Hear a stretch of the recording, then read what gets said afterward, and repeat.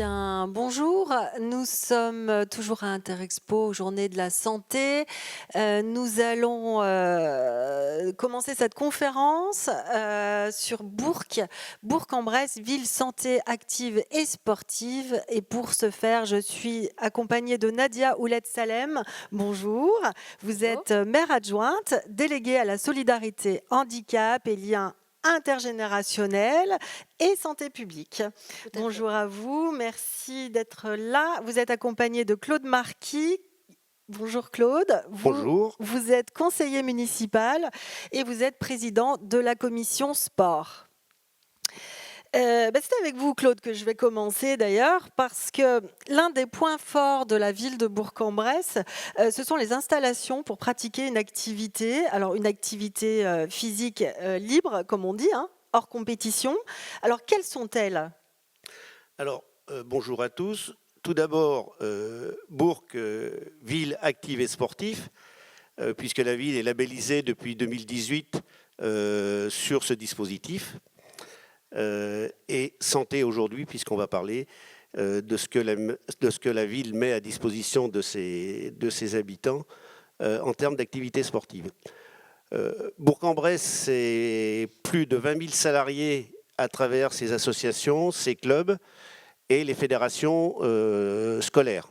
20 000 licenciés sur 42 000 habitants. Donc Bourg est vraiment une ville sportive. À travers ces installations, Bourg met à disposition au quotidien tout ce que les habitants veulent pratiquer en libre. Comme quoi, par exemple ? Alors, dans le passé, il y a une dizaine d'années, les habitants, les Français, sont allés vers la nature pour faire du sport. Et c'était le développement du sport nature. Depuis quelque temps, les gens vont bien sûr continuer à aller en forêt, à la campagne, mais vont aussi faire du sport, pratiquent des activités sportives en milieu urbain. Plusieurs villes, dont Bourg, a développé à travers son territoire des endroits où on peut faire du sport sans forcément avoir un équipement dédié. Ça peut être un banc, ça peut être un rocher, ça peut être des escaliers, etc. Donc, c'est ce qui aujourd'hui est devenu le sport outdoor. Alors, au niveau des équipements, ils sont nombreux et variés, répartis sur l'ensemble de la ville. Le principal équipement de pratique libre, bien entendu, c'est le parc de Bouvans, qui, l'été, bien entendu, a une activité nautique, mais tout au long de l'année, c'est un parc qui est fréquenté par des centaines de familles burgiennes, soit pour marcher le tour du lac, soit pour utiliser le pump track, qui est une structure pour les enfants et les trottinettes, et tous les jeux d'enfants qui restent en permanence ouverts pendant tout l'été. Vous m'avez dit tout à l'heure, le parc de Bouvans, c'est les Champs-Élysées le dimanche matin. C'est un peu exagéré quand même. J'ai un peu exagéré, mais c'est vrai que le succès de cet espace est à la hauteur de l'engagement de la ville sur ce qu'on propose. Il faut dire que le lac de Bouvans est dans la ville. Tout à fait. Voilà, ce qui est quand même assez rare pour ceux qui ne connaissent pas. Sur le web, vous aurez peut-être des téléspectateurs qui ne connaissent pas Bourg-en-Bresse, et le parc de Bouvans se trouve dans la ville. Voilà, on peut y accéder en bus à partir de son ouverture. L'ouverture au public, c'est à partir du 1er mai. On peut y accéder en bus, on peut y accéder en vélo par la voie qui longe la Ressouze, et bien entendu, on peut y accéder à pied. Donc, au-delà de Bouvans, qui est la structure la plus étendue, nous avons 9 city-stades répartis sur l'ensemble du territoire et essentiellement dans les quartiers. Et là, c'est des équipements qui s'adressent au public jeune, avec les terrains de basket, avec les terrains de foot, avec les balançoires et tous les équipements pour les plus petits. Un 9 city-stade, c'est quelque chose qu'on va travailler sur la fin du mandat parce que plusieurs sont vieillissants. Donc on a besoin de les renouveler. Les pratiques sportives ont aussi changé. Donc il y a des nouveaux équipements à mettre en place. Et c'est des mesures qu'on va prendre dans les années qui viennent. On a également 4 sites où sont développés des appareils de fitness, qu'on peut trouver dans les salles de sport. C'est vraiment des appareils de professionnels. On en a un à Bouvans, bien sûr. On en a un au Parc des Baudières, qui là s'adresse plutôt aux jeunes qui veulent faire de la musculation. C'est vraiment des équipements spécifiques. Louis Parent, qui est un des stades les plus anciens, qui est le stade le plus ancien de Bourg, Louis Parent, où là on a un équipement qui est en plein cœur de quartier de la Ressouze. Et le dernier, c'est au parc Jean Monnet, vers le stade Marcel Verchères, donc au nord-est de la ville. Et Nadia y reviendra tout à l'heure, on a mis en place avec les clubs professionnels, donc l'USB pour le rugby, l'AGL pour le basket et le foot pour l'FBBP, Perona, 3 parcours sportifs urbains qui ont été élaborés avec les éducateurs de ces clubs, sur lesquels donc les pratiquants peuvent marcher déjà, et à chaque endroit, enfin à plusieurs endroits, peuvent pratiquer des exercices qui ont été élaborés par les coachs de ces 3 clubs. Et puis vous ne le savez peut-être pas, mais la ville de Bourg-en-Bresse, c'est la 2e au baromètre des villes cyclables, de 20 000 à 50 000 habitants, d'après l'enquête de la Fédération des usagers de la bicyclette. Ce n'est pas rien, c'est 60 km, c'est ça, de pistes cyclables dans la ville. Tout à fait. Non, les 60 km, ce n'est pas dans la ville. Ah. Si, c'est dans la ville, mais il y a aussi 60 km qui sont en train de se terminer. C'est la traverse. C'est une liaison verte qui va partir de Césaria et qui va rejoindre l'extrémité nord du territoire de l'agglomération, Saint-Trivier-de-Courte, où là, on a 60 km de voies, dont une grande partie reprend la voie du chemin de fer qui allait de Châlons à Bourg-en-Bresse il y a bien longtemps. D'ailleurs, Nadia, je crois qu'il y a des aides pour l'achat de vélos. Oui, tout à fait, c'est ça. Pour compléter les propos de Claude, oui, évidemment, le vélo, mobilité active, hein, évidemment, et la ville a décidé de mettre en place une aide financière pour aider les Burgiens à s'équiper de vélos. Tout type de vélo, et d'ailleurs il y a toute une info sur nos stands, voilà, c'est une aide financière pour tous les Burgiens, et avec une aide en plus spécifique aussi, complémentaire, pour les personnes qui ont des ressources plus faibles, et cette aide elle est étudiée par le CCAS, Centre communal d'action sociale. Voilà, donc et je tiens à ajouter quand même que cette aide a beaucoup de succès, puisque on a décidé d'augmenter le budget d'aide, justement parce qu'il y a beaucoup de demandes. Alors on en est ravis, hein, évidemment, on n'a pas posé de limite. La seule limite que l'on a posée, c'est le délai, c'est la date, puisque c'est jusqu'au 31 décembre 2022. Mais on n'a pas posé de limite en termes de montant et de nombre de dossiers étudiés, j'allais dire, pour ne pas freiner aussi cette dynamique, puisqu'elle est très utile, puisqu'il y a un changement de pratique. Alors, on a décidé de cette aide avant l'augmentation du prix du carburant, mais il y a aussi un impact aussi à ce niveau-là. Très, très clairement, en tout cas, c'est une bonne nouvelle. Ouais. Et ce qu'il faut savoir aussi, c'est que Bourg-en-Bresse est une ville qui a un service santé. Alors, c'est pas partout, hein, parce que c'est pas obligatoire. Un service santé public. Alors, comment ça se traduit au quotidien pour les Burgiens ? Alors, oui. Je suis contente que vous insistiez là-dessus. On a la chance d'avoir un service santé publique, et même hygiène et santé publique. Et donc, ça fait de nous une ville santé. Et qu'est-ce que c'est qu'une ville santé ? C'est une ville qui se préoccupe du bien-être physique et mental de ses concitoyens. Voilà. Et avec pour objectif de réduire les inégalités présentes sur le territoire. Et justement, puisqu'on parle de santé, qu'est-ce que la ville a mis en place depuis la crise sanitaire en termes de santé et de sport, hein, puisque c'est la thématique ? C'est ça.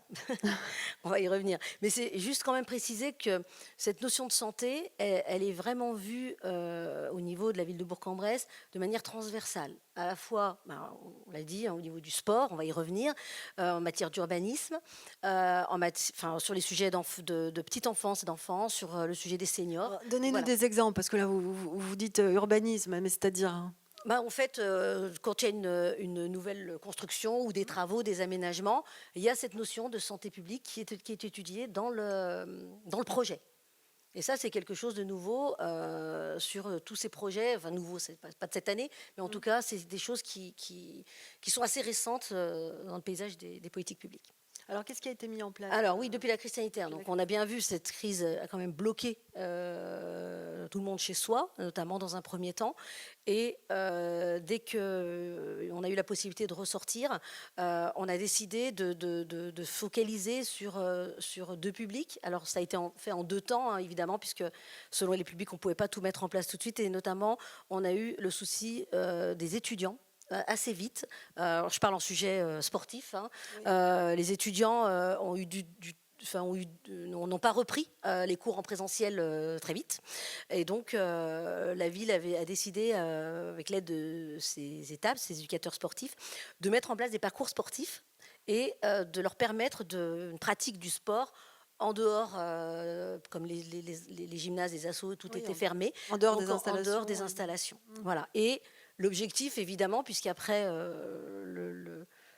l'objectif, c'est que les étudiants puissent garder ce rythme et de pouvoir continuer cette pratique, alors en groupe, entre étudiants, entre jeunes ou entre moins jeunes, mais sans accompagnement des éducateurs sportifs de la ville. Et puis pour les seniors, alors évidemment, ça n'a pas été tout de suite, hein, mais là, on est très content d'avoir remis en place les balades, alors qu'on appelle les balades douces ou les balades à rythme doux. Ce sont des balades urbaines. Il y a, je crois, 6 balades urbaines et 4 balades hors bourg. Mais ce sont des balades qui sont accompagnées par le service prévention senior, donc encadré aussi par une infirmière. Et cela permet de lutter contre l'isolement des seniors et puis de pouvoir reproduire ces balades, ces balades assez faciles pour qu'elles puissent être reproductibles assez facilement.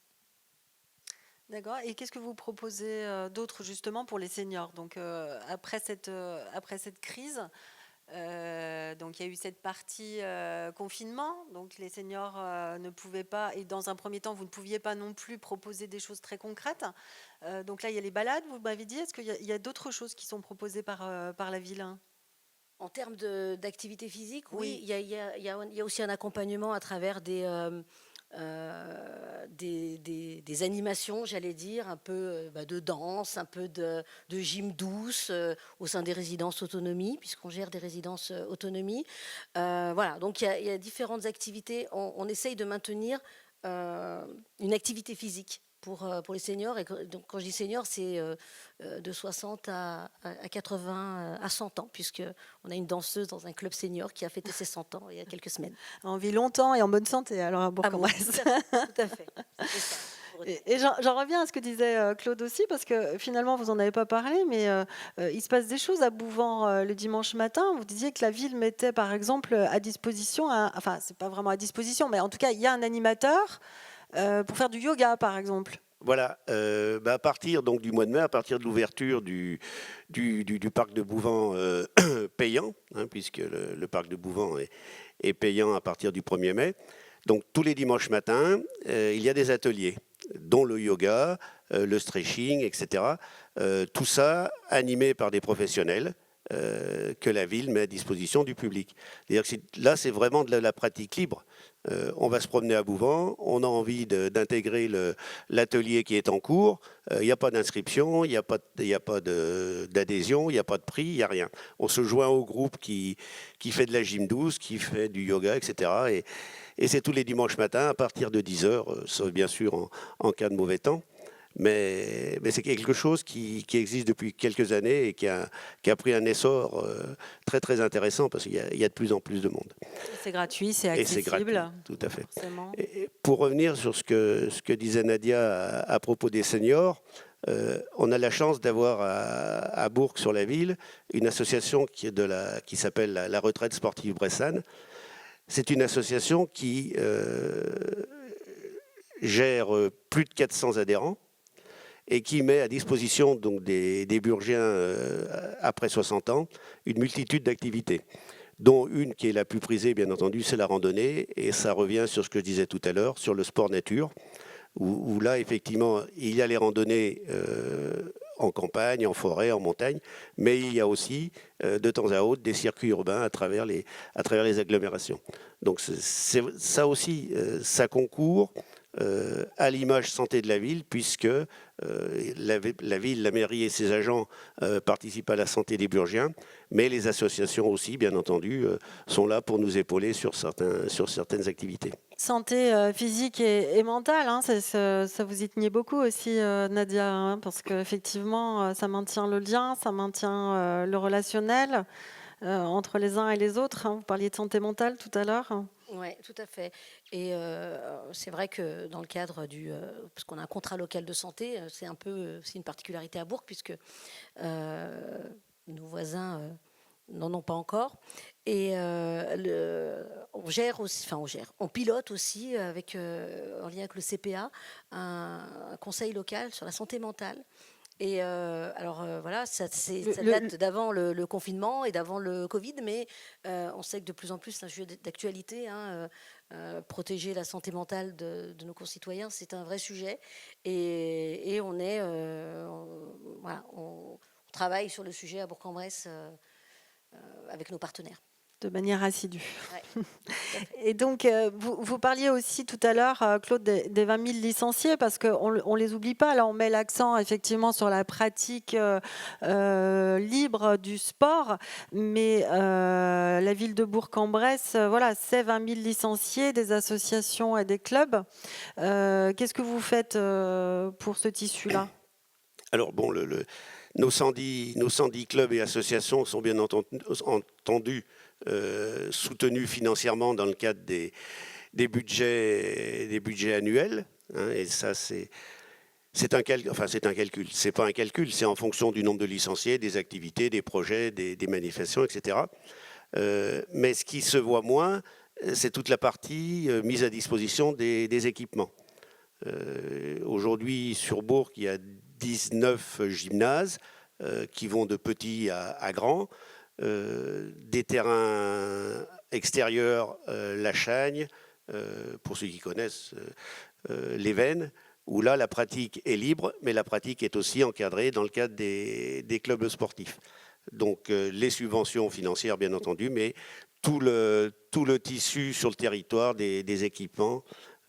On va inaugurer la semaine prochaine le gymnase Villard qui vient d'être rénové et qui accueille le gymnase Villard, donc à côté du stade Louis Parent, qui accueille le club le plus ancien de Bourg, qui a 150 ans cette année, c'est l'Alouette des Gaules. Donc vous voyez, il y a longtemps qu'on fait du sport à Bourg. La lutte, c'est un sport de lutte. Un sport de lutte, merci. Le gouvernement a reconduit la prime 50 € pour le passeport et la ville de Bourg. Alors, qu'est-ce qu'elle va faire ? Eh ben, la ville de Bourg va renouveler ce qu'elle a fait et ce qu'elle a mis en place déjà depuis plusieurs années. Un dispositif qui s'appelle la liaison sport-école, école-club, excusez-moi, école-club, qui permet aux enfants des quartiers politiques de la ville d'avoir accès au club avec une réduction sur le prix de la licence. C'est-à-dire que les enfants sont incités à faire du sport. Souvent, il y a quand même le frein financier. Vous qui êtes dans la salle connaissez aujourd'hui le prix des licences. Donc cette aide permet donc à des enfants de pratiquer le sport. Aujourd'hui, cette année, il y a eu 280 enfants qui ont bénéficié de dispositifs. Et puis on s'est posé la question sur le sport pour les jeunes filles. Parce que trop souvent, les jeunes filles arrêtent de faire du sport à partir du collège. Et donc on a mis en place un dispositif qui n'existe pas partout, qui existe à Bourg, qui s'appelle le passeport filles. Et ça permet aux jeunes filles qui ont commencé le dispositif à l'école élémentaire de poursuivre jusqu'en 4e. Donc c'est une aide financière conséquente. Donc après le CM2.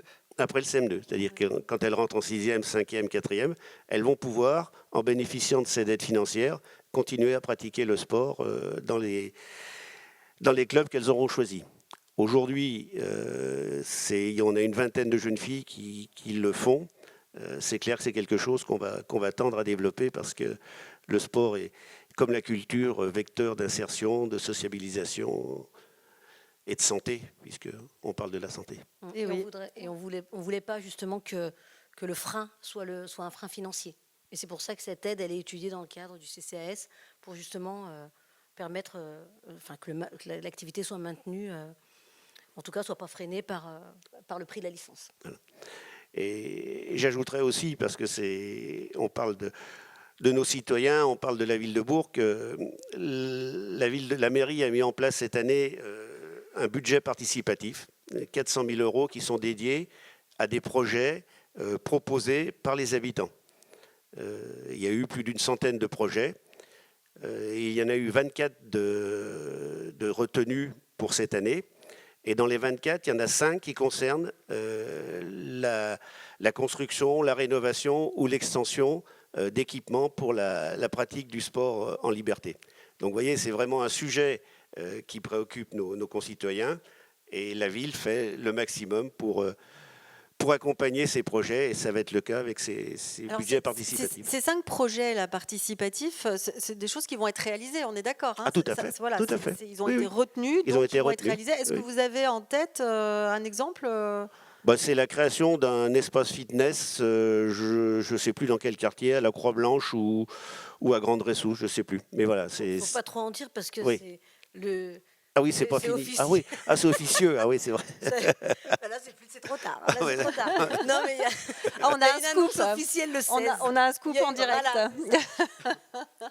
Donc c'était bien le nombre, la proportion des installations. Et après, voilà, c'est juste qu'il y a une annonce officielle le 16. Oui, d'accord. Parce que... Mais il n'a pas donné de nom, c'est bien. Vous couperez l'enregistrement. Non, ça ne pas. C'est en direct. Bon, écoutez, après ce scoop, est-ce que vous voulez rajouter quelque chose, non. Nadia, sur le sujet? Claude, on a compris, non, c'est fini, il ne sera plus. Non, mais voilà, je pense qu'on est... On est bien repéré. Moi, je trouve que c'est là où c'est intéressant, c'est que, on le disait, on a la chance à la ville de Bourg d'avoir un service santé publique, et on est repéré parce que les citoyens appellent. En fait, quand ils ont une question liée à la santé ou quand ils s'interrogent, ils appellent la ville. Et quand on interroge nos voisins élus sur les communes voisines, c'est pas le cas. Donc, voilà, on peut s'en satisfaire ou pas, mais en tout cas, nous, ça nous interroge et ça nous permet toujours d'avancer et d'améliorer le quotidien, et notamment de faciliter la vie, j'allais dire, des habitants. On le disait tout à l'heure, j'entendais sur les discours inauguraux, le capital santé, et c'est vrai que on doit le protéger. Eh bien, merci beaucoup. Je vais me tourner vers le public pour savoir s'il y a des questions. Est-ce qu'il y aurait des questions pour Nadia, Ouled Salem ou Claude Marquis? C'est le moment, hein. Bien, écoutez, merci beaucoup en tout cas pour toute cette belle présentation qui donne très envie de vivre à Bourg-en-Bresse. Ah, merci. Là, vous l'avez bien vendu. Merci. Merci à vous.